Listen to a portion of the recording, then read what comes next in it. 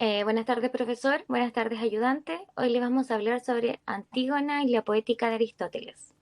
Nuestros compañeros a trabajar son Gustavo Estanqueo, María Fernanda Utreras y Camila Rodríguez, quien les habla.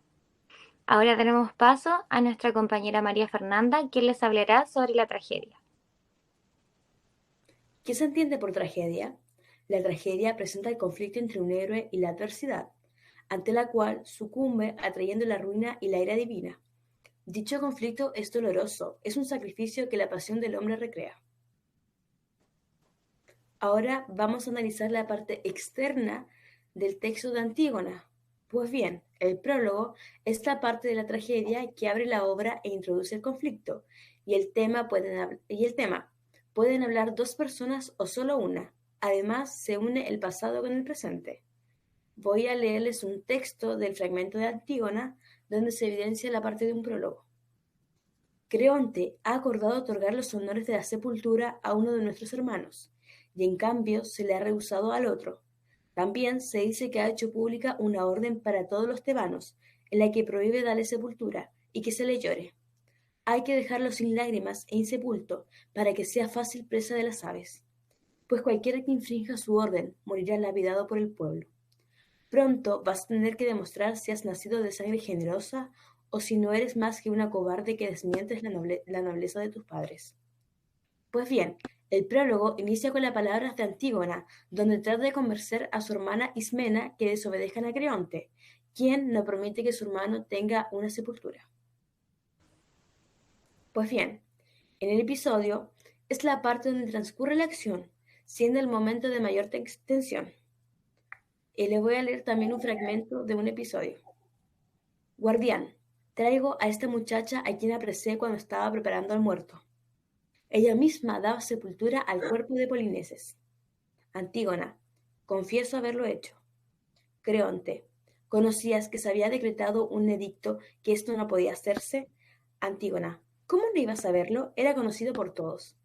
Pues bien, aquí podemos ver, como se diría, un clímax en otro género, donde se ve que es como la parte más fuerte de toda la trama en sí, porque no se sabe qué va a pasar con ella, ya que Creonte ya había mencionado que a cualquier persona que le diera sepultura al Polinices iba a ser lapidado por el pueblo. En cuanto al coro, representa la voz de los y las que aluden al rey, o sea, a Creonte. Felices los que en su vida no han probado las desgracias, porque, para los que los dioses han estremecido en su casa, ningún infortunio deja de venir sobre toda su descendencia. Veo que desde hace muchos años grandes desgracias sobreviven a la familia, y ninguna generación se libera de ellas.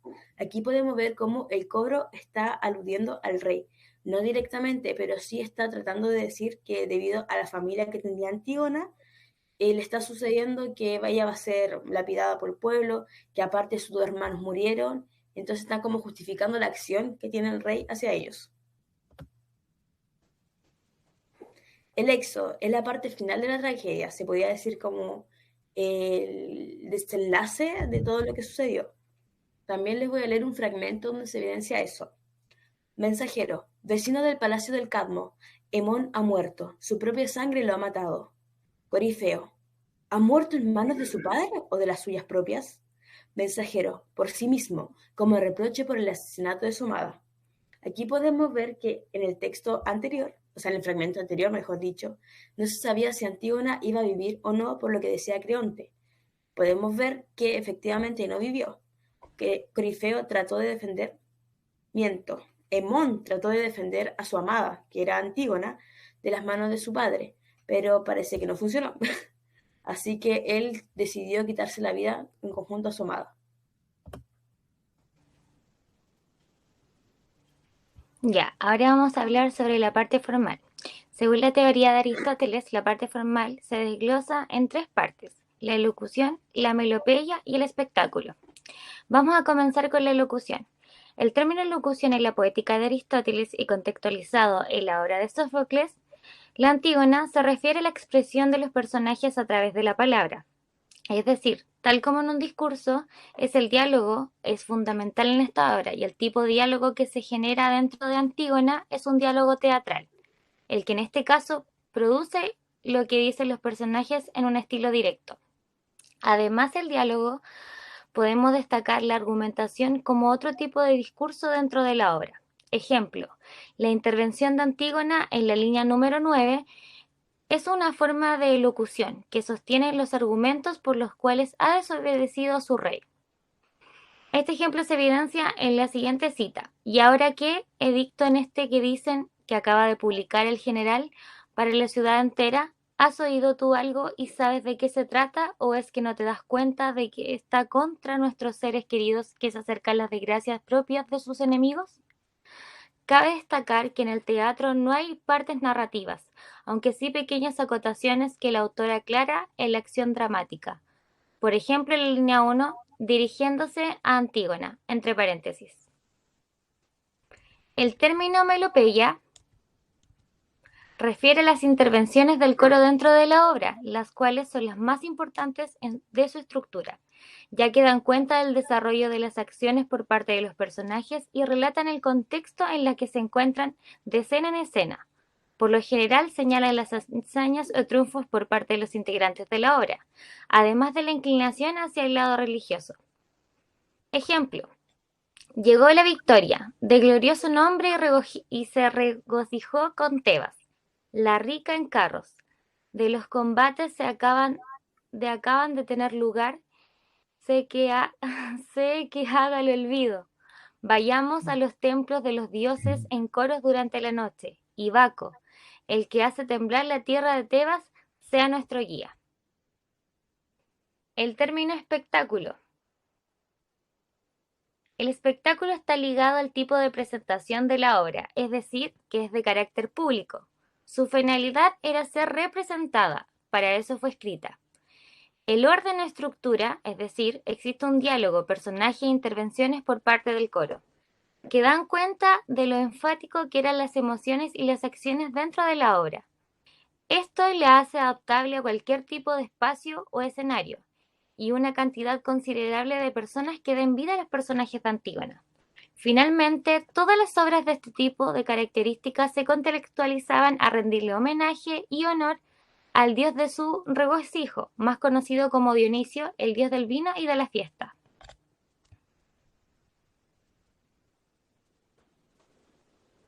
Bien, otra de de los puntos de vista que adopta Aristóteles, Aristóteles perdón, en su poética, es las partes de contenido, que es más que nada la calidad que presenta la obra.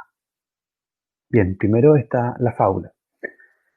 La fábula que se presenta, ¿cierto?, en la obra de Antígona es la contradicción, o mejor dicho, la contraposición que muestran los personajes de esa época, de ese contexto, la cual sería, por un lado, el orden cívico, el orden civil contra el orden divino.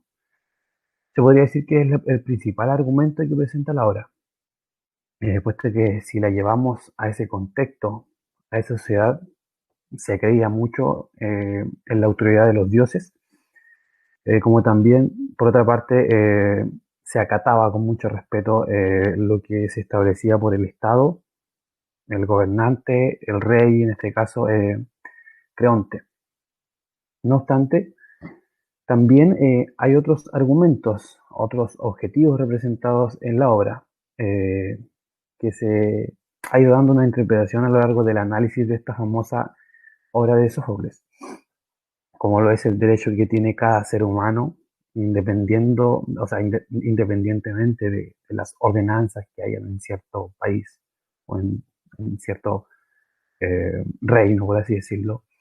También la importancia o el rol de la mujer en la sociedad, que ha ido cambiando, y cómo, cómo la actitud que adopta Antígona, una actitud valiente acerca de irse en contra de los mandatos un tanto culturales que eran en esa época, donde una mujer no era la indicada como para tomar decisiones importantes.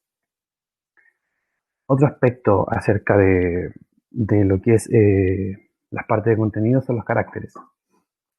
Antígona, por un lado, quien es uno de los personajes principales de esta obra, muestra un comportamiento natural, por así decirlo, al ser inundada por la tristeza y el desconsuelo, al sentir el dolor de la muerte de su hermano primeramente, y más aún después al ver que no se le permita darle una sepultura digna.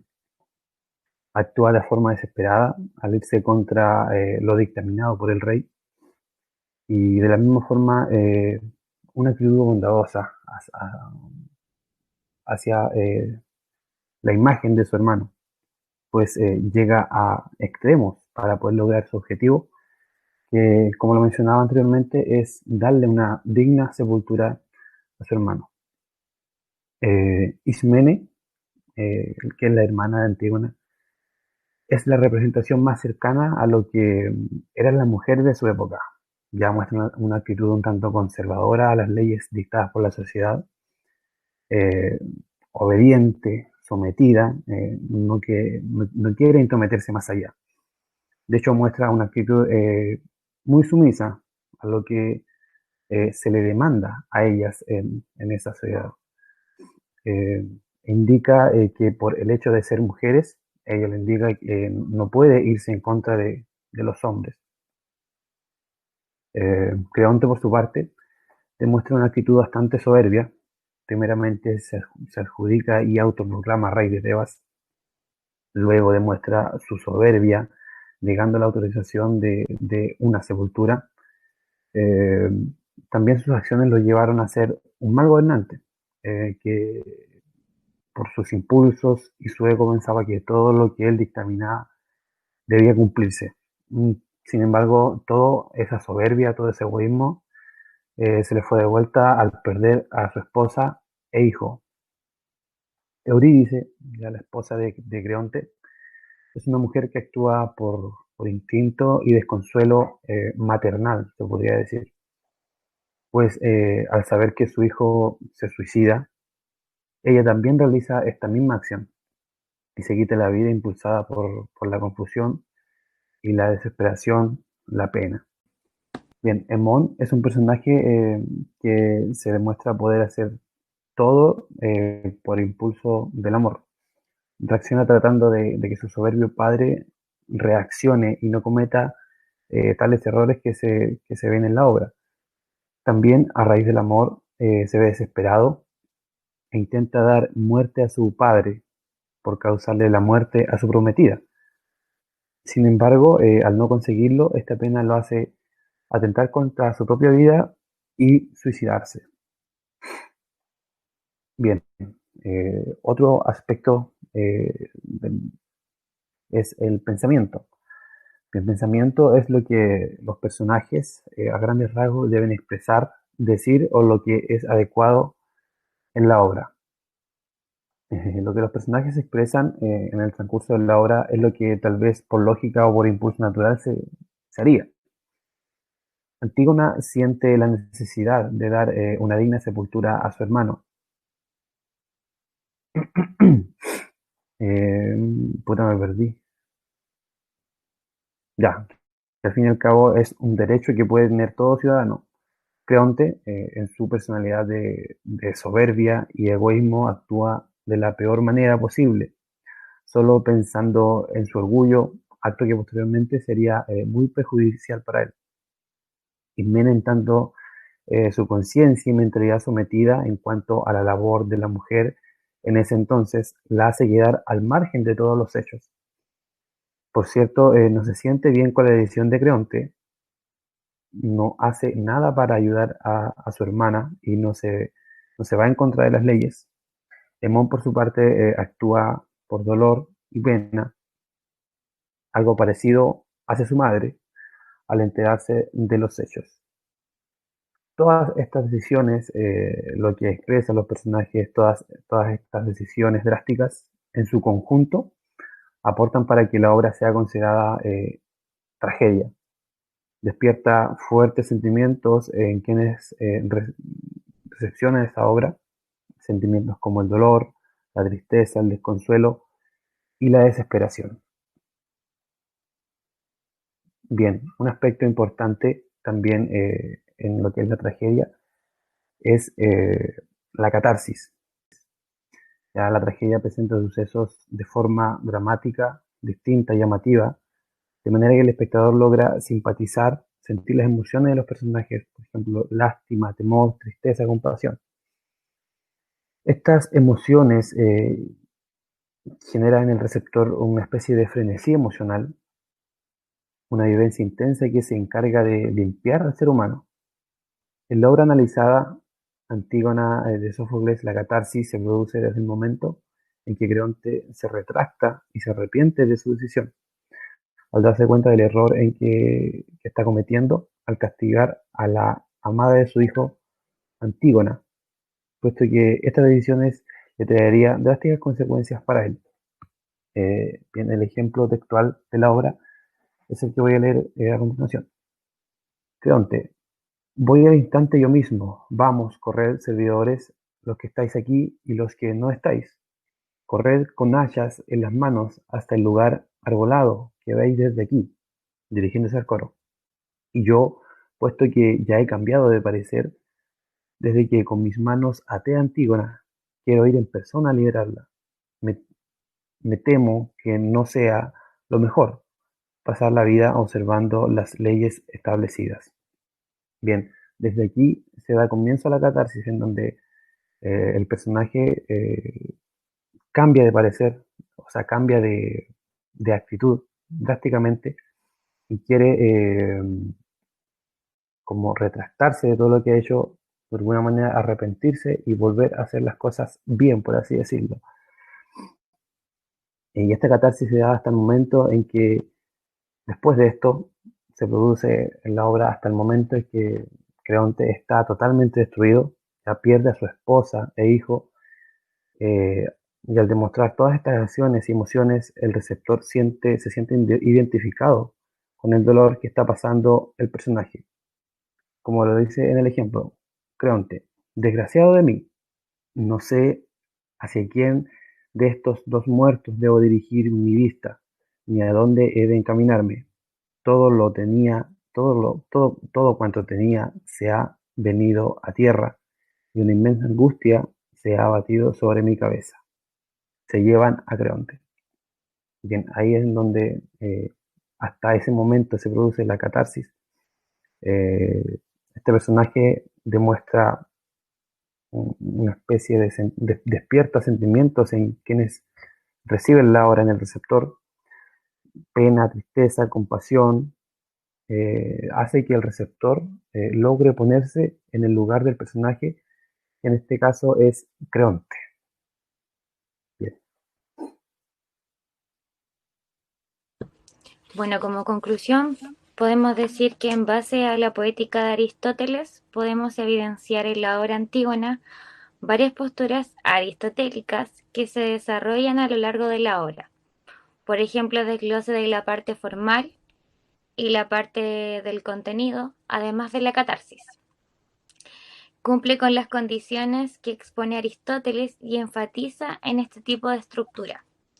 El análisis de la obra en el contexto nos pareció un tanto difícil de comprender. Sin embargo, gracias al texto de Aristóteles, no nos costó tanto desarrollar dicho análisis. Bien, la bibliografía utilizada es Introducción a los géneros literarios, teoría y ejercicios, una introducción a la teoría literaria, el texto de Sófocles, Antígona, y Poética de Aristóteles, que es de Escuela de Filosofía Universal.